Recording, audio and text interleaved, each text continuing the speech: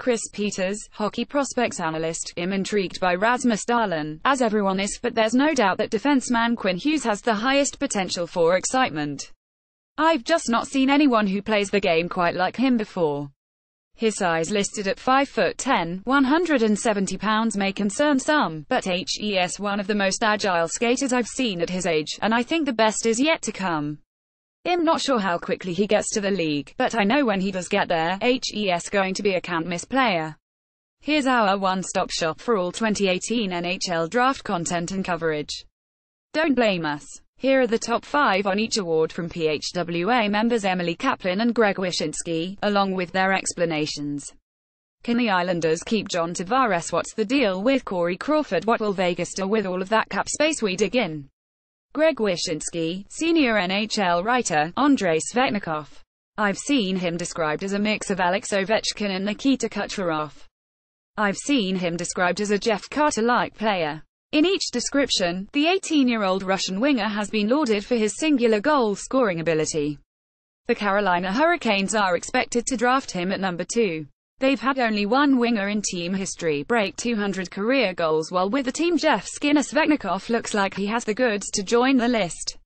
Emily Kaplan, national NHL reporter. I've heard great things about Filip Zadina. The label on him is that helps the surest 40-goal scorer in the draft. There's a chance Montreal snags him at number 3, that is, if GM Mark Bergevens "we're desperate for centers and defensemen" cries are a smokescreen. Kai's slotted Zadina with the Coyotes at number 5 in his latest mock draft, and I'd love to see him pair with Clayton Keller on the Yotes' top line for years to come. Ben Arledge, Insider NHL editor. Oliver Wahlstrom is intriguing to me. The kid has a fantastic shot and a nose for the back of the net. He had 94 points, including 48 goals, in 62 games for the U.S. national team development program, this alongside 2019 draft-eligible Jack Hughes, Quinn's brother.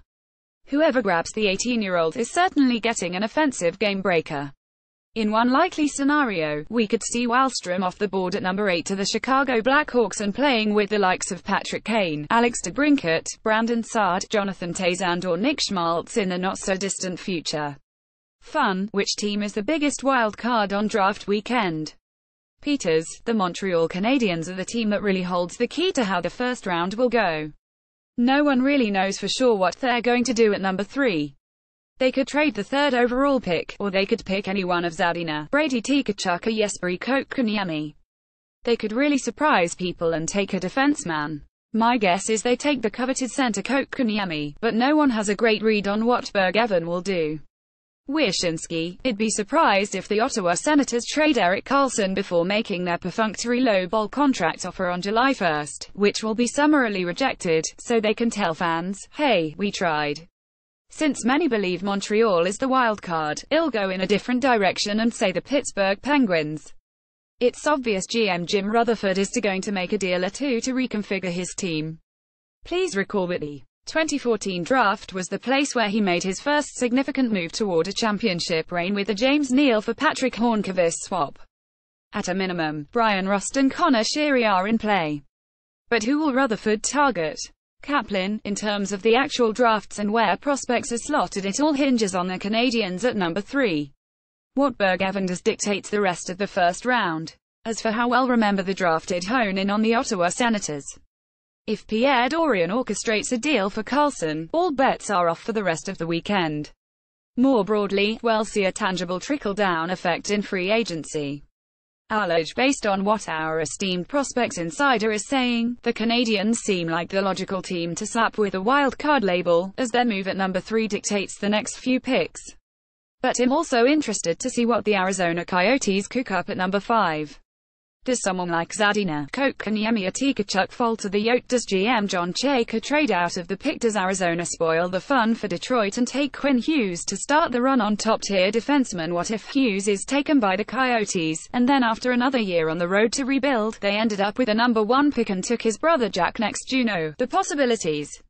I know one thing, though, Chayka can't afford to miss on Friday. Which big-name NHLer is most likely to be dealt in a draft day trade? The rumors have been swirling all spring that Hurricanes winger Jeff Skinner could be on the move this offseason. Greg Thompson, Icon Sportswire Peters, I think Ryan O'Reilly, who was acquired by Buffalo on draft day in 2015, has a great chance of being a draft day trade again. The Sabres are already going to make a significant impact on the rebuild of a rebuild by getting Rasmus Dahlin, and O'Reilly could potentially bring Buffalo some significant assets to continue those efforts. Wyshynski, there's way too much smoke surrounding Jeff Skinner to believe the Hurricanes star isn't going to be traded, despite the fact that he has a no-move clause. Skinner is entering the final year of his contract before hitting unrestricted free agency. Carolina is actively shopping him, and there's certainly interest from around the NHL. Kaplan, Philip Grubauer. Now that the coaching drama is mostly sorted out in Washington, it's time to make decisions on the current roster. Grubauer, a restricted free agent who has showed flashes of being a dependable number one, has great value to any number of teams looking for a goaltender. The Capitals want to pay up for Grubauer. They need to stash all the cap space they can for a potential John Carlson signing. Allege, it wouldn't shock me to see Carlson moved on Friday evening, but one name I'm watching is Kevin Hayes. He's a restricted free agent with the New York Rangers, and there's certainly a chance the 26-year-old forward is moved as part of a trade to move up in the draft or add a few more picks. Remember, in addition to that number 9 pick, the Blueshirts have a pair of selections on the tail end of the first round, as well as a pair of second-rounders and a pair of picks in the third. Lots of options for the Rangers this weekend, and Hayes might find himself in the middle of it. Which first-round pick of the past 5 years offered the best value? Date, June 22-23. Host city, Dallas. Full coverage of the 2018 draft, pick chart for all 31 teams, mock draft 3.0, top 80 draft board, 1-20, 21-40, 41-60, 61-80. Peters, David Pastrnak, selected 25th overall in 2014, is the clear-cut best value for me. He is already third in games played for his draft class and second in points, with just 4 fewer than number 3 overall pick Leon Draisaitl. These last 2 years, Pastrnak has ascended to the top of the league scoring charts and helps give the Boston Bruins one of the deadliest lines in the NHL, skating with Patrice Bergeron and Brad Marchand. Kaplan, some absolute robbery that went down in the middle to late first round in 2015. Jake DeBrusk at number 14, Matthew Barzal at number 16, Kyle Connor at number 17 and Brock Boeser at number 23. As spectacular as Barzal was for the Islanders this year, the future looks bright should he and John Tavares form the 1-2 punch down the middle. I must pick Boeser based off how low he was slotted. As the Canucks embark on a total retooling, Boeser is one of the 2, maybe 3 players they are crafting a roster around.